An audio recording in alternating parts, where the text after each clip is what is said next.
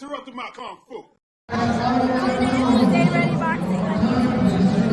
You ain't gotta get ready if you stay ready. You ain't gotta get ready if you stay ready. Stay ready been down me since day one, baby. Stay ready. Let's go, baby. Already. Bliss on the beat, baby.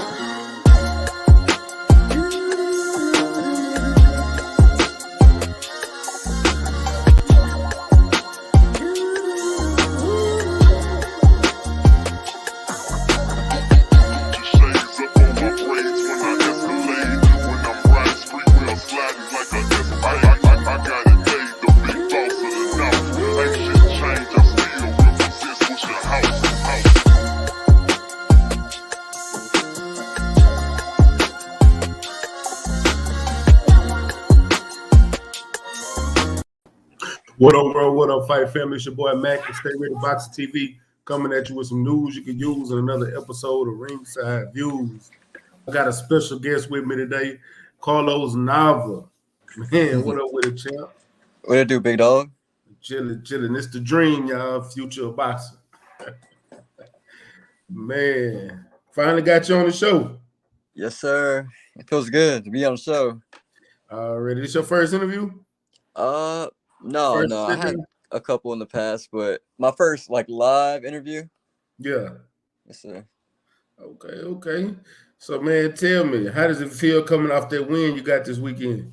Man, it feels good. I hit that 5-0 mark. I feel like it was an easy win, a dominant win. I really wanted that knockout, but it doesn't come when when you're looking for it. Yeah. But I'm not tripping. It was a good win for me. I got some experience, got my rounds in, 6 rounds, my first 6-rounder. He was really fighting to survive more than anything. Mm-hmm. So it makes it a little harder when they're trying not to get knocked out. Yes, sir. But you had a great all around performance. Like that was a dominating victory. I don't think he won one round. Thank you, boss. So what did you think about your performance and all? I thought I looked back at the footage today, and I know there's a couple things I should have done better, like more angles and kind of taking over that front foot or like sidestepping or stutter stepping. I should have done more, but looking back at it, I wouldn't change a thing. I took his offense basically. Like I stopped his offense from coming in, and if he came in, he was going to come into that right hand or that right uppercut. Yeah, and you was doing a great job moving on it, man. That was a great fight. How do you compare that fight and that performance to your other fight? Yeah, I was more patient this time. Yeah, so you're 4-0. So you with two knockouts and 2 decisions. Yeah. It really should be 5-0, but I fought in Mexico like a month ago, and they didn't put it on Box Rec yet, and they're trying to get that fixed. So hopefully they fix it 5-0. Okay, well we're gonna say 5-0 then. Yes, sir. There you go, man. So what's next? What do you have in store for you next? What's your plans going forward? My plan going forward is I want to start the new year strong. Hopefully the end of January, beginning of February, I want to get another 6-rounder in, get like a tune-up fight, maybe 2 more, and then hopefully get to the bigger platform, PBC or like a Golden Boy undercard, get up there. Okay. When are you trying to you say Golden Boy, PBC, ESPN? Yes, sir. Looking at have you signed any management or promotional deal yet? I'm actually in the conversation talking to people that I'm gonna sign with right now, and we're looking at the deal right now, getting the contract under reviewed, and it looks like it's gonna happen. Yeah, I know. Don't give it out yet. You know what I'm saying? I know you're gonna let me know when you do. Yes, sir. Yeah, for sure. So what got you started in boxing? What was that? What got you started in boxing? I said my dad put me in when I was like 7, 6, and he just said I had too much energy at home, and we were like, all right, let's just try something. So he put me in, and I ended up, losing like 40 pounds and started fighting, sparring, and I ended up loving it. Fell in love with the sport. Yeah, and you've been doing it. So what's your amateur record? My amateur record is like 85 wins, 11 losses. Okay, so you got a great amateur background. You know, you went pro early, got started, and you're actually moving pretty fast. Because this was your first year in boxing. Because I was at your pro debut, and you done had Yeah, and 5 fights Galveston. already.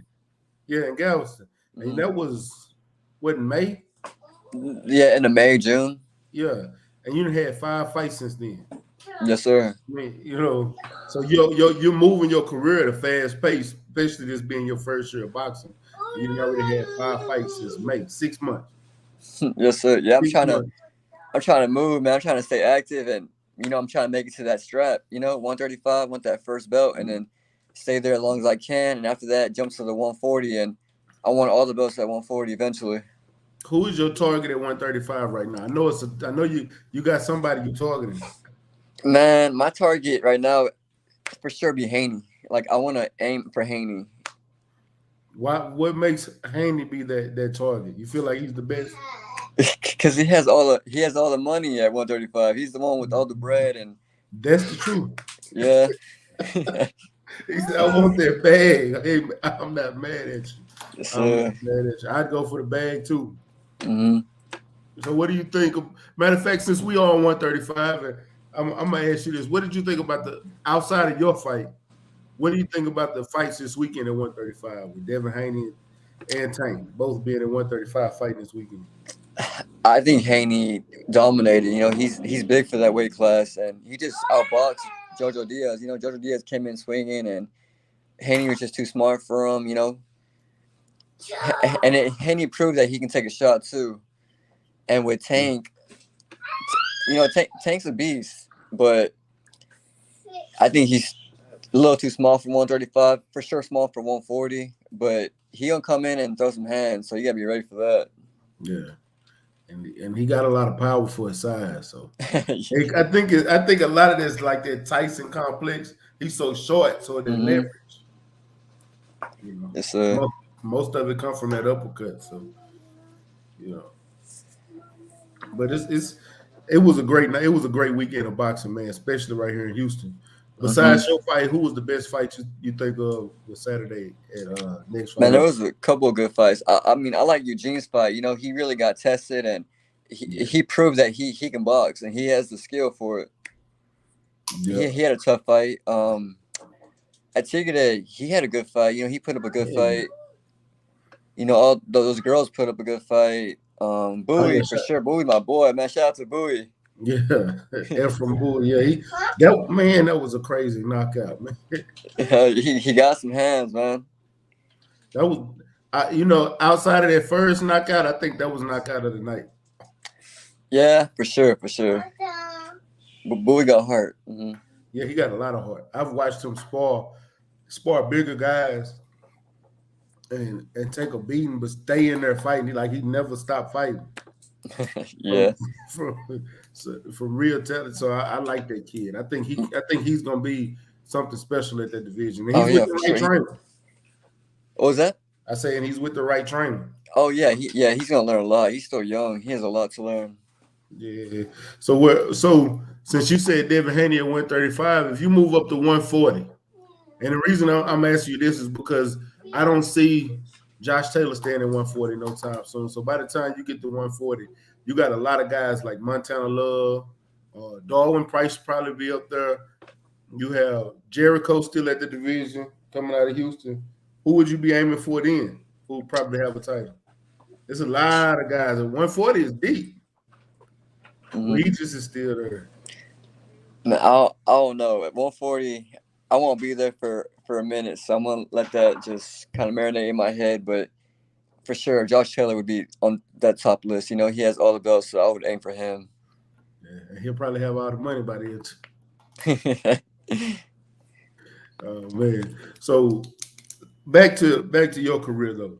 You didn't finally went pro. You didn't had 5 good fights. You didn't fought in Mexico. Or is your next fight? Do you plan on fighting in Houston again? Or are you trying to move around, or you still feel like you need to develop more in the local, build your fame locally, and then move out, stay in Texas, and then go I still feel like I could build my local fan base and get some more people in from Houston. But if not, I'm trying to, figure out some things in California or Nevada or, Miami, Florida. Just trying to go around, around and get some knowledge and more skills and experience. Yeah, because you're a real talented kid, man. From the first time I saw you box, I love the way you work your way in, then you'll bounce out and fight on the outside, and then get right back on the inside and bang with them. It's different from your normal Texas style fighting, Yes, but you sir. still can stand in the pocket and bang with them. It's like you got best of both worlds. Yes, sir. Where did you get your style from? I got my boxing style from Kenny Weldon, and then I started training with Rudy Silva, Mm-hmm. I and know he got me up there too with some more like flurries and combinations. And then I needed more. Like I was like, all right, I want more weapons. So then I went to Aslan and I got that Mexican style, coming forward and body shots. So I was just trying to get the whole package and add to my arsenal. So And I want to keep doing that. who do you see as a pro, whether it's a former pro or a pro nowadays that you can compare your style to? I would say a mixture between, I like Pretty Boy Floyd, where he would just box and then move and then box, where he was actually fighting, toe to toe. Yeah. I like Canelo for sure, that aggressiveness, Mike Tyson, and then I like for sure Crawford and Loma. So you kind of you do use a lot of angles too. So you kind of like take something from all those fighters and you try to implement them in your style. Okay, I like that. I like that. Who are your favorite fighters of all time? Mayweather's on top of the list. I like Lomachenko because of them angles. Can't beat them angles. Nobody wants to do angles no more. So Yeah, and those for angles are sure beautiful. Tank and Mike Tyson. I like that, just coming in. Boom, boom, boom, boom, and then getting out. Yeah, knockouts. That's what you. Well, I know that's what you're trying to go for. I see Yeah, it. yeah. I see it in your style because you want to get that knockout. You want to get that stoppage. You want to make it an early night because you don't get paid overtime. No, no. And he's in there to kill me. So I'm gonna kill him first before he kills me. Yeah, and most of the time you got more power than a lot of these guys anyway. Yes, sir. And then when I know I hit that 135, I was like, man, like I can dominate 135. So if I made it once, I'm gonna keep making it. Add nutritionist, and I'll make it easier. Oh yeah, oh yeah. So you've added a nutritionist to your. I actually haven't, but next camp, I'm for sure getting one. So you got a nutritionist coming. Have you started working with a strength and conditioning coach? Yes, I have. Coach Jordan out of Houston Strength right here. Okay. Yes, sir. Shout out to Coach Jordan out of Houston Strength. Shout out Coach Jordan. Okay. What's the hardest thing that he have you doing? I would say like the explosive workouts, like when you're like you're just tired and he keeps pushing you. Like we're doing round by round by round, and he's just having me like just use my gas tank, my stamina, my like reactions. After a while, your reactions ain't the same no more. Yeah. So it kind of keep working on those fast twitch muscles. Yes, sir. Do you ever go swimming? Yeah, I love swimming. One of my biggest things. It helps with your endurance and your gas tank in that ring. Yes, sir. Plus, it's a full body workout. It's a great workout. Believe me, I know. I like to swim myself, and it's one of the things that'll help you in this sport. Never stop. Keep that in your arsenal. For sure. Yes, sir. Keep that in your arsenal. So let me ask you this, because I know I got people that come in a minute. They're gonna ask, so I'm gonna ask the question before they get a chance to. What's your favorite punch? I've been asked that so many times, and like I have trouble answering that because I love every punch. But I say my jab. My jab is what sets everything else. And see, I get that a lot. I get that a lot. A lot of people say they jab because that is what sets up your shot, especially like going through the fights, breaking your opponent down, and catching with punches that they don't see after those feints. Yes, sir. And it's the start of your flurries. Yeah, and it's the lead hand. You know, if you take that lead hand and you dominate with that, then they can't do nothing else. Facts. So what is matter of fact, if your nationality, you're Mexican, correct? Yeah. My blood's Mexican, but I was born in U.S. Okay. Mhm. Just verifying this because, like I said, you got a different style. You're not your normal Mexican style fight. It's that Texas in you. That's what it is. It's T-Hop. Yes, sir. Oh man. So coming out of Houston, you see a lot of fighters. You got to know a lot of fighters, especially fighters like A-Leaf, Quentin, Marty, Regis. Who you think is the next to, besides yourself? Because I know you're going. Who you think is next to blow out of Houston? Man, there's so many. I can't even name them. It's for sure. You got a Shock. I think he's like top of league. Yeah. You got Ray Talib. You know, you got my stablemate Ivan. You got Bowie coming up. Yeah. Who else you got? You got Jesse Garcia. You still got all these other athletes that like haven't been active, but they're training hard, low key, and they're just ready to get out there. You know. Yeah, you're right. I forgot Ivan was over there too. Ivan had a great fight Saturday night. What you think about his stoppage? I think it was a good stoppage. You know, second round stoppage. I think third round. Yeah, because he Yeah, had it was a good dude throwing stoppage. up in the corner. I hope he all right. Yeah, I hope he's all right. Yeah. But yeah, I ain't never seen that before. So, yeah, that was the first. Last time I saw somebody throw up after a fight was on TV, and they ain't make it. Damn. Yeah, that was Dada Shell. Mm. Yeah, when he fought Matias. Oh, okay. Yeah, I saw that fight that night, and I'm like, that's the last time I seen that happen. I just hope he all right, because Ivan was beating the hell out of him. He was punishing him. Yeah. It was not even close. Mm. But he had a great fight, man. But yeah, you're right. It's a lot of them. I can't wait to see Jesse get back in the ring. So, so what's the boxing gym you fight out of? I fight out of Aslan Boxing Gym. Aslan Boxing Gym. That's on the southeast. I'll say it's more like northwest a little bit by Northwest. Spring Branch. Okay. Yes, over there for 10. Yeah. Okay. I've seen it, but I didn't know that was I seen Adler's gym. I know it was a boxing gym. Yeah. Okay. So getting more into, how long have you been there? I used to train there like every once in a while when I was like 15, 16. Yeah. Just to get some mixture of like, the cultures and different boxing styles.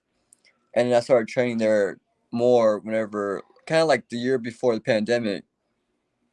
So I lost a year from that. I would have gone pro before pandemic and had a couple more fights in, but life happens. So.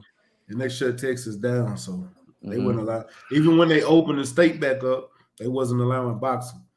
It was a while before they finally started allowing boxing. Now you can't. You can box and bring as many people as you want. They don't give a damn. Yes, sir. Yeah. It's back to regular scheduled programming around here.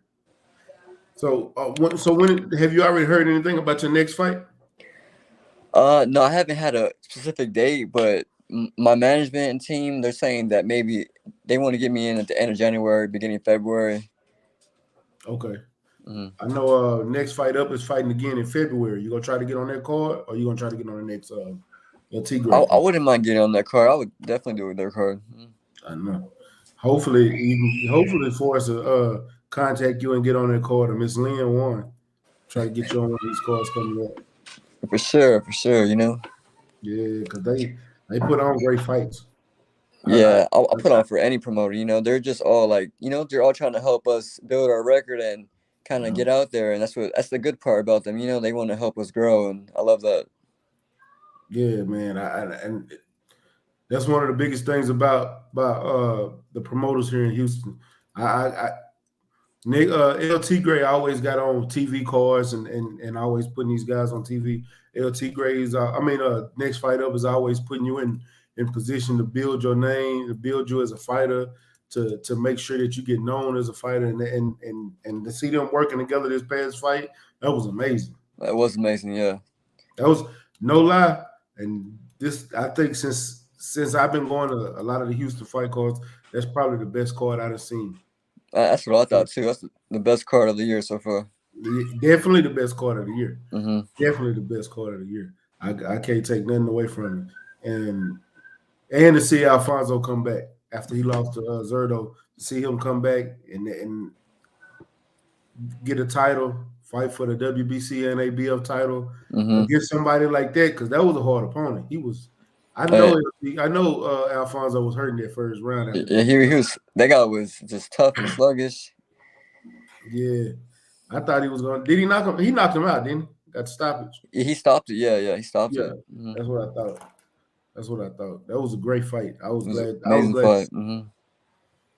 So, man, you got 135. The future is going to be 140. What are you planning on retiring? Like, what weight class do you think you'll stop? I say I'll probably retire at 147. You won't try 154 out at all? If I got money on me and stuff like that, then I don't see no point of jumping to the 150s. You know, Pacquiao did it. Yeah, if the money's there, money's right, I'll do it. But I'm gonna say Floyd too. Floyd and Pacquiao did. So it can be done. Floyd went from 126. That's crazy. Yeah, and Pacquiao went from 118. 8 division champion. Yeah, I want that too. I want that legacy. Like, I don't care about the money, whatever. I just want to build that legacy. Man, you got it.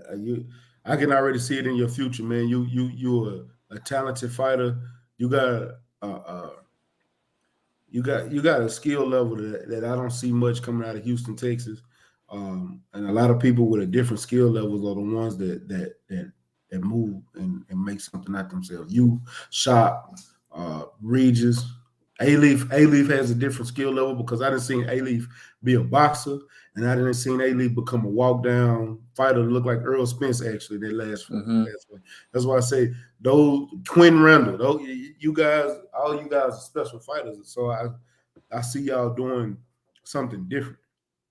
So I know you got to. Shit, we all work hard. That's what it is. Just hard work pays off. Hey, that's another thing. All y'all work hard. Every time I look up, every single one of y'all in the gym working, and that's what matters. What's the hardest you go when it's time for camp? Like, is it all day, 3 days, 2 days? How do you go? Shit, I think it's 3 days. 3 days. 3 morning, days. Lunch, and then night. Yeah. Probably strength and conditioning in the afternoon. Yeah, boxing, strength conditioning, and then the extra workout, the road work, all that. The running. So what you running right now? I'm running like 5, 6, 7 miles, and then I love hitting that track too. The sprints. I think that's why I'm so explosive. Okay. I see A-Leaf in on them sprints. So yeah. He's the one that put me on. Yeah. Yeah. Because the way you move in and out, I'm telling you, it's different. I like it a lot. What song are you listening to in the gym right now? What's the music you're listening to? Lil Baby, Meek Mill. What's your go-to song and workout song when you're in the gym? The Bigger Picture by Lil Baby. That's a hell of a song. That's a hell of a song. Matter of fact, you came out to a fire-ass song at the goddamn fight. What did you come out to? Last fight, recently? Yeah. Polo G. Polo G, that's what it was. Yes, sir. That was a fire. You had a fire-ass interest. Motherfucker. Who was it that came out to Mo 3? Somebody came out to Mo 3 matter of fact, it was the first fight. He came out to Mo 3 and he set the tone for the night.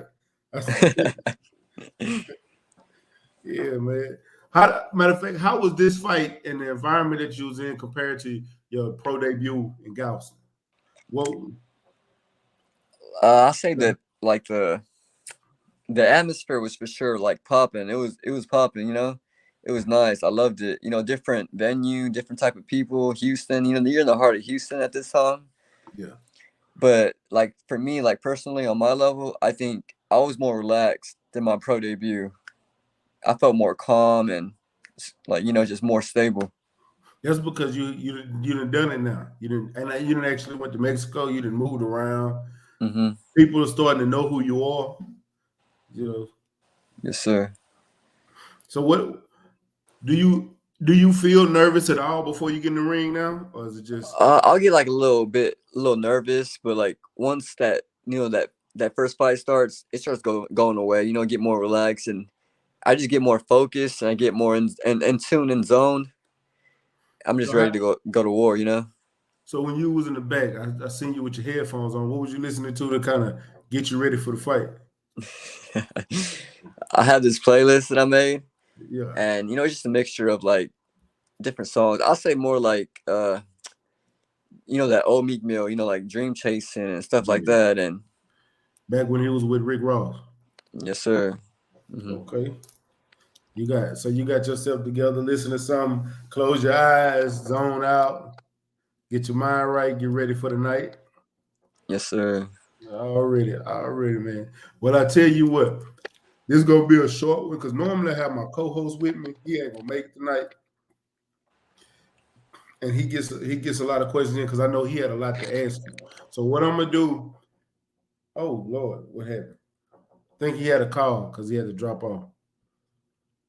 But we're gonna come back. Man, I appreciate everybody that came through. I know it ain't many people in here today. I know y'all over there over with Blue Blood.